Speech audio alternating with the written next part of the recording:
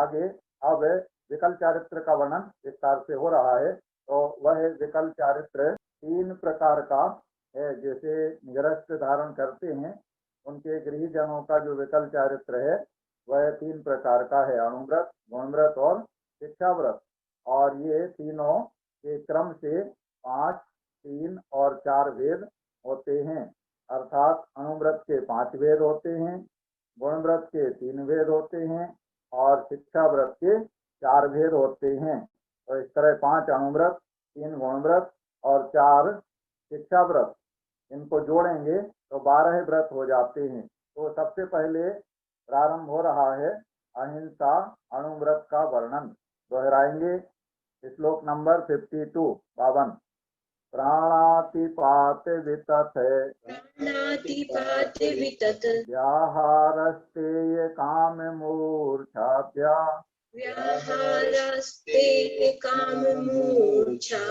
स्थूलेभ्यः पापेभ्यो व्युपर्मणमणुव्रतं भवति। अभी अणुव्रत की परिभाषा बता रहे हैं, इसके आगे 53 में अहिंसा अणुव्रत बताएंगे। तो क्या कह रहे हैं? प्राणातिपात वितथ व्याहारस्ते काम मूर्छाभ्या। प्राणातिपात माने हिंसा, प्राणातिपात माने हिंसा। वितथ व्याहार, वितथ व्याहार माने झूठ। इसके माने चोरी और काम माने कुशील और मूर्छाभ्या, मूर्छा माने परिग्रह। ये 5 पापों के नाम बताए गए हैं। प्राणातिपात माने हिंसा, वितथ व्यवहार माने झूठ, निश्चय माने चोरी, काम माने कुशील और मूर्छा माने परिग्रह।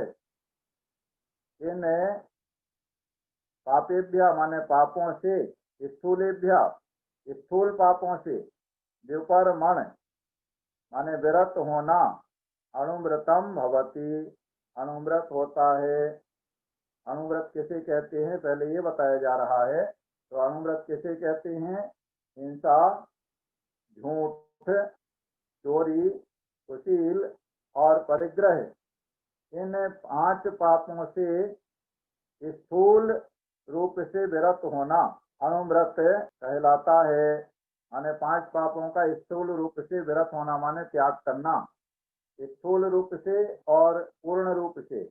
स्थूल माने छोटे रूप में, कम, थोड़ा सा त्याग कर दिया, पूरा त्याग नहीं किया, ऐसे। माने पाप को पूरी तरह से नहीं त्यागा, कुछ अंशों में त्याग दिया और कुछ अंशों में अभी पाप हो रहा है, इसको कहते हैं स्थूल रूप से त्याग करना। आगे एक एक अणुव्रत की बात आएगी तो उसमें स्थूल रूप से कैसे त्याग करते हैं गृहस्थ जन, श्रावक जन, ये बात विस्तार से समझ में आ जाएगी। अभी ये बात आपने समझ ली कि 5 पापों का शब्दों का अर्थ देख लें। प्राणातिपात माने हिंसा, वितथ व्यवहार माने झूठ, निश्चय माने चोरी, काम माने कुशील और मूर्छा माने परिग्रह। इन पापेभ्यो माने इन पापों का, स्थूलेभ्य माने स्थूल रूप से, व्युपरमण माने विरत होना, इन पापों से विरत होना माने इन पापों का त्याग करना, अणुव्रतम भवति अणुव्रत होता है। इस तरह से अणुव्रत किसे कहते हैं ये बात यहाँ बता दी है कि 5 पापों का स्थूल रूप से त्याग करना या 5 पापों से स्थूल रूप से विरत होना। यही बात तत्वार्थ सूत्र में आई है। क्या आई है? हिंसा नृतस्ते ब्रह्म परिग्रहेभ्यो विरतिर्वृतम।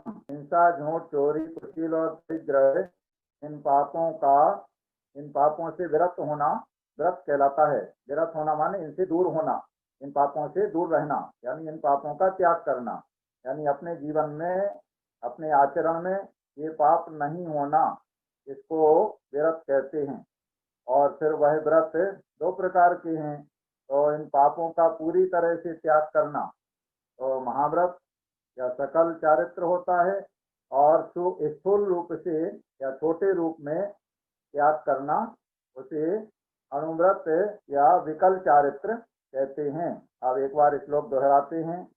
प्राणातिपात वितथ व्याहारस्तेय काम मूर्छाभ्या स्थूलेभ्यः पापेभ्यो विपरमण मणुव्रतम भवति। इस तरह से अणुव्रत का लक्षण बता करके अब एक एक अणुव्रत के बारे में बताया जाएगा।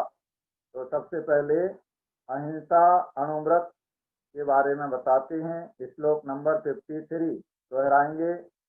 संकल्पात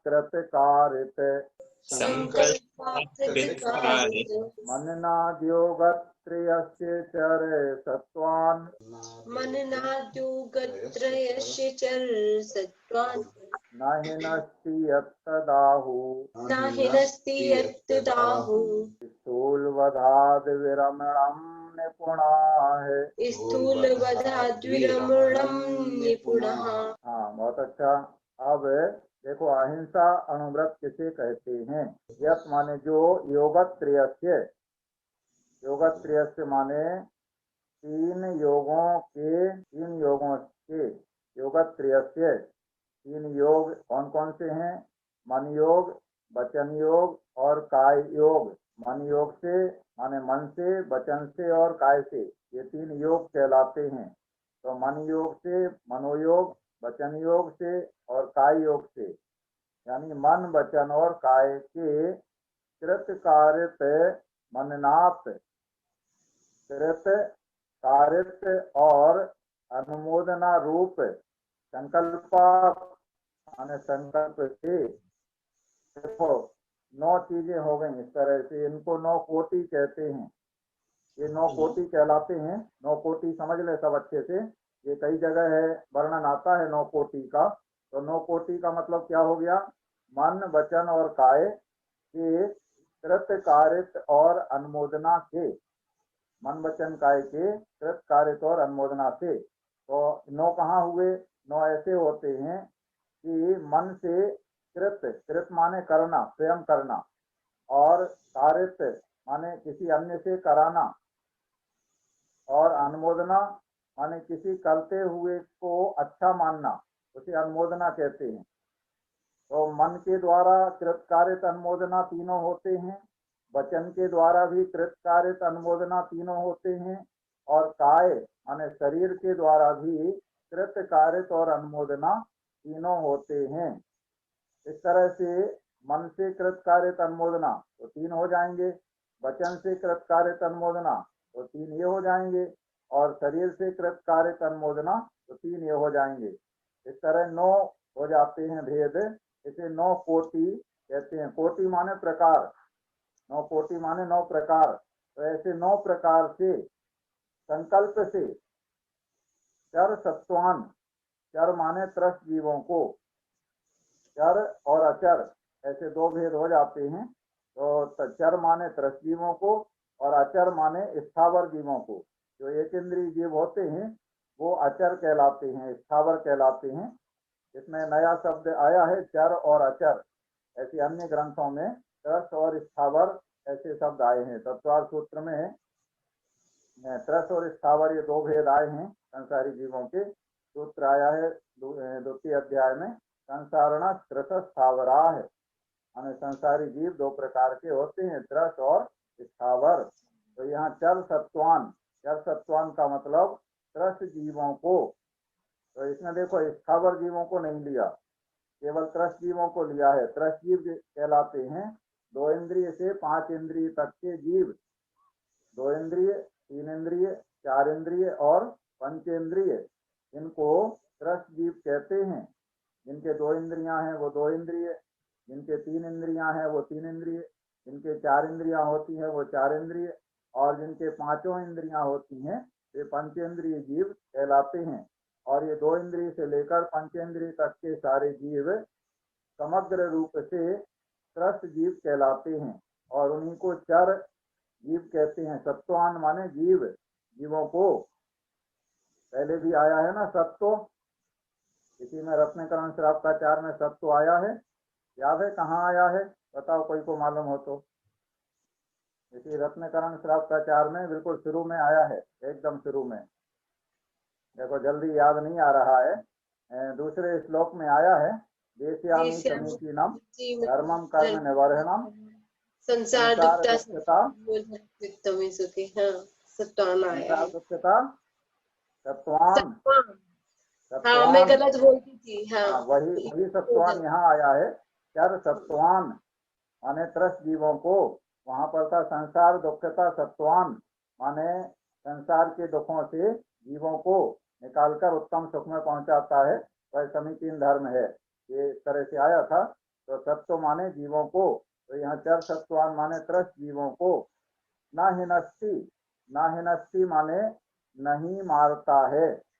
निपुणा स्थूल वधाद विरमणम आहु, उस क्रिया को माने जो जीव अपने मन वचन काय के कृत कार्य तन्मोदना रूप संकल्प से त्रस्त जीवों को नहीं मारता है, उसकी उस क्रिया को माने इन त्रस्त जीवों को नहीं मारने रूप जो क्रिया है, तो उस जीव की उस क्रिया को निपुण माने गणधर आदि देव स्थूल बधाद माने स्थूल हिंसा से विरमणम विरक्त होना, स्थूल हिंसा से विरक्त होना, स्थूल हिंसा से विरक्त होना माने अहिंसा अनुव्रत कहते हैं। अहिंसा अनुव्रत किसे कहते हैं? जो अपने मन वचन काय के कृत कार्य और अनुमोदना रूप संकल्प से, देखो संकल्प से ये शब्द भी बड़ा महत्वपूर्ण है यहाँ। अभी इस संकल्प शब्द की विस्तार करेंगे तो आपको समझ में आ जाएगा कि संकल्प शब्द यहाँ पर क्यों लिया है। तो संकल्प शब्द लेने का एक विशेष कारण है, वो हम आपको बताएंगे। तो यहाँ पर क्या बात हुई, माने अहिंसा अनुव्रत किसे कहते हैं कि जो मन वचन काय के कृत्य कार्य और अनुमोदना रूप संकल्प से त्रस्त जीवों को नहीं मारता है, उसकी उस क्रिया को गांधर आदि देव स्थूल हिंसा से विरक्त होना अर्थात अहिंसा अनुव्रत कहते हैं। अहिंसा अनुव्रत माने स्थूल हिंसा से विरक्त होना। तो स्थूल हिंसा से विरक्त होने की परिभाषा क्या हो गई कि मन वचन काय से कृत कार्य तन्मोदना रूप संकल्प से त्रस्त जीवों को नहीं मारना, माने 9 कोटि से संकल्प पूर्वक त्रस्त जीवों को नहीं मारना। ये संक्षेप में आप याद कर लो इतना सा, 9 कोटि से संकल्प पूर्वक त्रस्त जीवों को नहीं मारना, इसे अहिंसा अनुव्रत कहते हैं।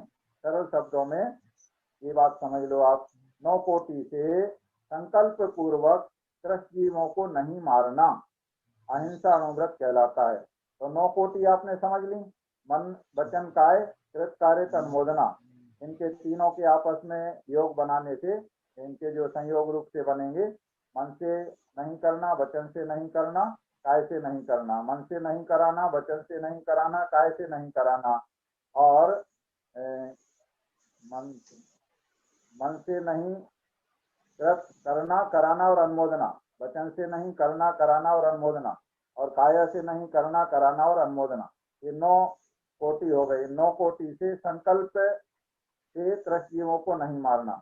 अब संकल्प शब्द की बात यहाँ पर समझ लें। देखो हिंसा के जो भेद हैं वो 4 प्रकार के होते हैं, 4 भेद होते हैं हिंसा के। एक तो होता है आरंभी हिंसा। आरंभी हिंसा कहलाती है जो घर गृहस्थी व्यापार आदि के कार्य करने में जीवों की हिंसा होती है। कोई भी कार्य बिना हिंसा के नहीं होता है। तो ये सारे कार्य जो कोई भी हम कार्य करें, चलें, उठाएं, रखें, खाना बनाएं, पानी भरें, कूटना, पीसना, झाड़ू लगाना, कुछ भी कार्य करना, उठाना, रखना, चलना फिरना, सब में हिंसा होती है। तो ये कहलाती है आरंभी हिंसा। तो यह जो अनुव्रती श्रावक है, गृहस्थ है, जिसने 5 अनुव्रत धारण किए हैं, नियम किया है, वह आरंभी हिंसा का त्यागी नहीं होता है। क्योंकि घर में रहता है तो आरंभ के सारे कार्य करेगा, व्यापार करेगा, नौकरी करेगा, कोई भी जो भी कार्य करेगा, आरंभी हिंसा जरूर होगी। तो आरंभी हिंसा का त्यागी नहीं होता है। देखो बहुत आसान है, ये 5 अणुव्रत कितने सरल हैं, ये बात हम बताना चाह रहे हैं। बहुत आसान है, आसानी से पालन कर सकते हैं, थोड़ी सी दृढ़ता होना चाहिए। तो आराम से, और गृहस्थों के लिए तो है ये, जो घर में रह के घर का सारा कार्य करते हुए और इन व्रतों का पालन करते हैं, उन्हीं के लिए तो है, तो कर सकते हैं। तो पहली बात तो क्या हो गई, आरंभी हिंसा।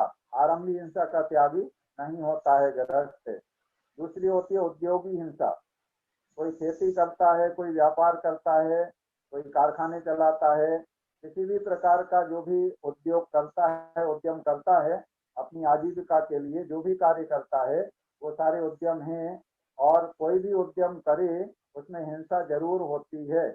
ये बात अलग है, किसी में कम होती है, किसी में ज्यादा होती है, लेकिन हिंसा जरूर होती है। तो बिना उद्यम के तो अगर कमाएगा नहीं तो खाएगा क्या, परिवार का पालन कैसे करेगा।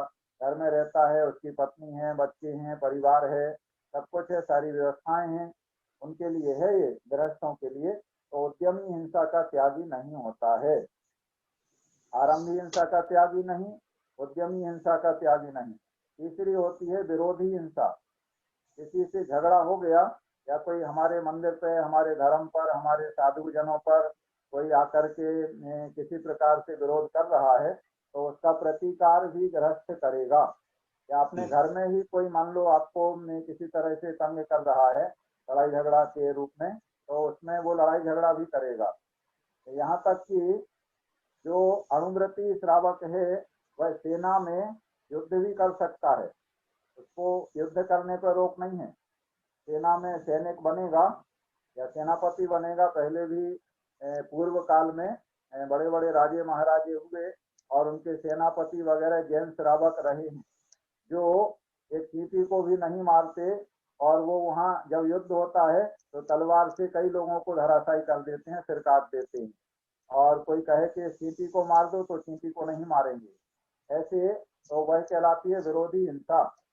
कोई हमारे ऊपर आक्रमण कर रहा है, हमारे धर्म के ऊपर कर रहा है, हमारे मंदिर के ऊपर, हमारे साधनों के ऊपर, हमारे समाज के ऊपर, तो उसका विरोध करने में जो हिंसा होती है, ये मरते हैं, वह विरोधी हिंसा कहलाती है। तो ये आरंभी हिंसा, उद्योगी हिंसा और विरोधी हिंसा, इनका त्यागी नहीं होता है। चौथी हिंसा होती है संकल्पी हिंसा। अब देखो, जो संकल्प शब्द आया है ना, कि 9 कोटि से संकल्प से, वह त्रस्जीवों को नहीं मारता है, तो ये संकल्पी हिंसा है। संकल्पी हिंसा का त्यागी होता है। संकल्पी हिंसा कहलाती है कि वह मैं इस जीव को मारूं, ऐसा अपना परिणाम करके, ऐसा भाव करके किसी जीव को अगर मारता है, तो उसे कहते हैं संकल्पी हिंसा। मैं इस जीव को मारूं, जैसे कोई बलि वगैरह चढ़ाते हैं देवी देवता के आगे, तो वह संकल्पी हिंसा कहलाएगी। या अन्य रूप में मैं इस जीव को मारूं, ऐसा करके शिकार वगैरह करते हैं, तो उसी रूप में जीव को मारने के लिए ही करते हैं शिकार, तो वह भी संकल्पी हिंसा में आ जाएगा। तो संकल्प का मतलब क्या हो गया, मैं इस जीव को मारूं, ऐसा अपना विचार बना के, ऐसा परिणाम करके किसी जीव को मारता है, उसे कहते हैं संकल्पी हिंसा। तो संकल्पी हिंसा का त्यागी होता है, माने संकल्प करके किसी जीव को नहीं मारेगा। जिसने अहिंसा अणुव्रत का जिसने पालन किया है, धारण किया है, नियम लिया है, वह संकल्पी हिंसा का त्यागी होता है। माने संकल्प पूर्वक त्रस हिंसा का मन वचन काय से, कृतकार्य अनुमोदना से वह त्याग करता है। देखो, यहाँ स्थावर हिंसा का त्यागी नहीं है। स्थावर माने पृथ्वी, जल, अग्नि, वायु, वनस्पति, ये 5 स्थावर जीव कहलाते हैं, एक इंद्रिय जीव कहलाते हैं, जिनको आचर भी कहते हैं। यहाँ पर चर माने त्रस्जीव आया है, तो आचर माने स्थावर जीव, चर का उल्टा अचर हो जाएगा। तो स्थावर का त्यागी नहीं होता है। पृथ्वी, जल, अग्नि, वायु, वनस्पति, ये 5 काय के एक इंद्रिय जीव हैं, उनका हिंसा का त्यागी नहीं होता है। क्यों नहीं होता है? क्योंकि उनकी हिंसा तो गृहस्थों के, श्रावकों के नियम से होती ही होती है। देखो, पृथ्वी का उपयोग करेगा चलने में तो करेगा ही, चलने के अलावा भी मकान वगैरह बनाना है तो जगह खुदवाना है, या अन्य रूप में कोई भी बाग बगीचा वगैरह लगाना है तो पृथ्वी का एक जीवों की हिंसा होगी। जल का एक जीवों की हिंसा होगी, जल का उपयोग करेगा हर चीज में, नहाने में, धोने में, खाना में, पीना में, सब चीज में उपयोग करेगा, तो जल का एक जीवों की हिंसा होगी। इसी तरह अग्नि जलाएगा तो अग्नि का एक जीवों की हिंसा होगी, उसके बिना उसका काम श्रावकता गृहस्थ का नहीं चल सकता है।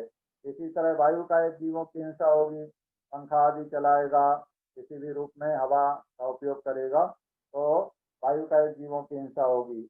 और वनस्पति कायक का भी उसे उपयोग करना रहता है, सब्जी वगैरह में या फूल फल वगैरह में, या अनेक प्रकार से, तो स्थावर इनकी वनस्पति काय जीवों की भी हिंसा होगी।